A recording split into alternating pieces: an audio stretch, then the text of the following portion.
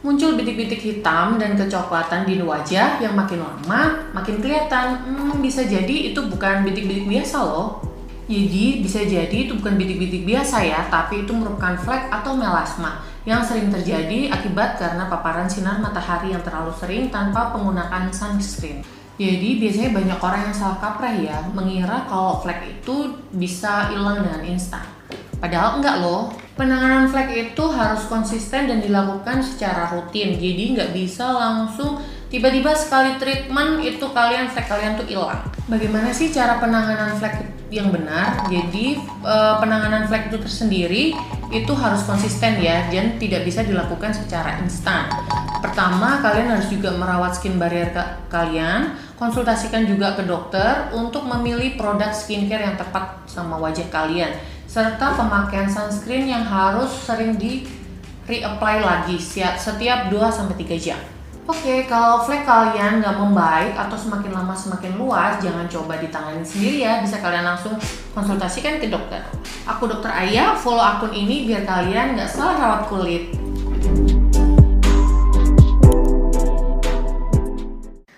Merasa wajah kamu tuh nggak ada jerawatnya tapi ada titik-titik hitam, bisa jadi itu komedo loh. Komedo itu ada dua jenis, jadi ada komedo hitam sama komedo putih. Biasanya itu timbul di mana aja sih? Bisa di hidung, di dahi, dan di dagu. Penyebab komedo itu apa aja sih? Jadi misalnya karena kulit kalian itu yang berminyak, terus pemakaian skincare atau make up yang terlalu berat. Jadi kalian emang yang biasa suka make up tuh yang suka tumpuk-tumpuk make upnya, jadi yang jadi berat rasanya di wajah. Terus untuk kalian yang jarang cuci muka gitu dengan cara yang benar, lalu kalian juga sering nih namanya pegang-pegang wajah, terus pencet-pencet komedo itu sendiri. Oke, cara penanganan komedo itu gimana sih? Jadi cara penanganan komedo untuk kalian yang sering aktivitas berat nih di luar atau yang sering berpergian, kerja, ataupun yang sering memakai makeup tebal, jangan lupa kalian itu untuk double cleansing ya setelah selesai beraktivitas. Lalu kalian juga bisa melakukan eksfoliasi secara rutin. Atau kalau kalian untuk mau menghilangkan komedo, kalian bisa percayakan kepada tenaga profesional. Oke, kalau komedo kalian nggak kunjung hilang atau sering banget munculnya sampai mengganggu penampilan kalian, yuk konsultasikan ke dokter. Halo, aku Dokter Aya, jangan lupa follow akun ini biar kalian nggak salah rawat kulit.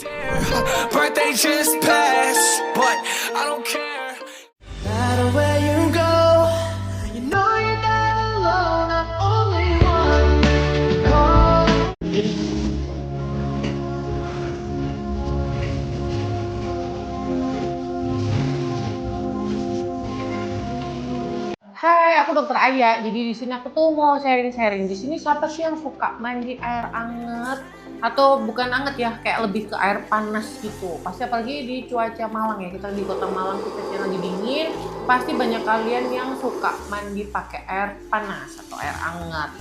Jadi mandi air anget atau air panas itu biasanya bikin kulit itu cenderung lebih kering. Jadi kenapa sih kita nggak boleh sering-sering mandi pakai air hangat? Jadi sebenarnya kalau mandi tuh pakai air yang ya kayak foam-foam kuku gitulah. Jadi emang suhunya emang suhu ruangan, lebih baik itu gitu.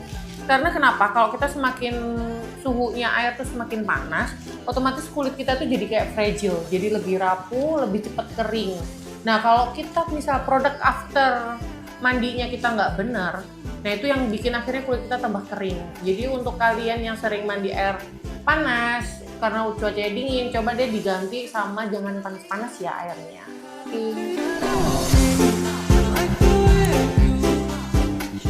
Hai, aku Dokter Aya, kita sharing-sharing ya. Kulit kusam itu bukan kulit yang kurang skincare.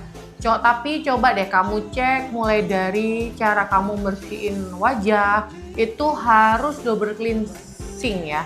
Dan yang kedua, kalian juga harus rajin-rajin treatment. Jadi misalnya treatmentnya bisa eksfoliasi, bisa di klinik gitu, ataupun ke dokter yang udah kalian percaya untuk treatment gitu. Jadi biar semakin kulit kita, kalau udah kulit kita sehat, jadi untuk menerima produk krim atau skincare itu juga jadi lebih baik. Jadi jangan cuma asal pakai skincare aja tapi tanpa treatment ya. Jadi mereka harus seimbang gitu. Bye-bye.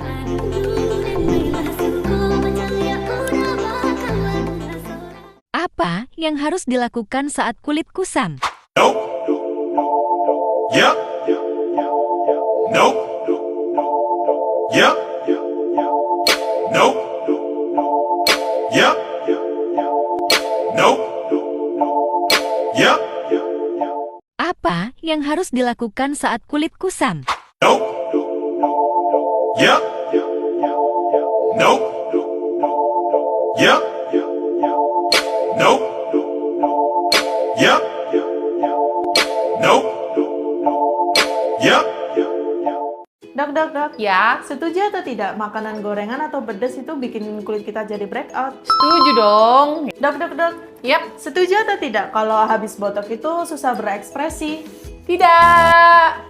Dok. Yap, Setuju atau tidak kalau kita sering cuci muka bikin kulit kita semakin kering?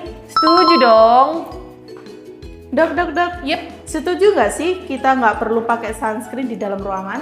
nggak setuju. Halo, aku Dokter Aya. Kita di sini mau sharing-sharing ya. Apa sih yang dinamakan sunscreen? Jadi, sunscreen itu adalah produk perawatan kulit untuk melindungi kulit kita dari sinar UV matahari yang berbahaya buat kulit kita. Jadi, sunscreen ini cara kerjanya ada yang bisa menyerap sinar UV, ada yang bisa untuk memantulkan sinar UV gitu. Oke, seberapa sering sih kita harus pakai sunscreen? Jadi sebaiknya sunscreen itu emang harus di-reapply ya, setidaknya 2-3 jam sekali. Dan sunscreen itu harus kita pakai walaupun kita di dalam ruangan ataupun cuaca kita lagi mendung. Kan sekarang lagi khususnya di Malang nih, kan cuacanya juga lagi mendung. Nah itu juga tetap jangan lupa kalian tetap pakai sunscreen ya, karena sinar UV itu tetap ada loh. Hai, itu tadi pengetahuan kita apa sih yang dinamakan sunscreen. Jadi untuk kalian yang mau nanya atau mau sharing tentang produk sunscreen favorit kalian, bisa tulis di kolom komen. Bye-bye. Hai, aku Dokter Aya. Aku akan ngasih tips deh buat para kalian semua gimana cara memilih sunscreen yang tepat. Oke, yang pertama untuk aktivitas kalian yang biasa aja, yang lagi normal-normal aja. Misalnya sekolah, kuliah, ataupun kerja, itu kalian juga udah boleh memakai sunscreen SPF 30. Tapi untuk kalian yang suka kegiatannya outdoor, yang bisa seharian di luar ruangan, yang terpapar sinar matahari terus-menerus, ataupun kalian yang lagi liburan ke pantai, itu kalian harus memilih SPF yang 50 tentunya. Dan yang paling penting juga jangan lupa ya, tetap di reapply pada saat penggunaan sunscreen. Oke, dan jangan lupa sesuaikan dengan kondisi kalian ya, karena sunscreen itu ada bermacam-macam. Ada yang bisa buat kulit jerawat, ada yang bisa untuk pencerahan, dan ada yang juga lebih ke yang broad spectrum. Jadi yang bisa all skin type, jadi bisa semua jenis kulit gitu. Oke, jadi gitu ya cara memilih sunscreen yang tepat. Jadi kalian jangan lupa memilih sunscreen yang tepat. Bye-bye.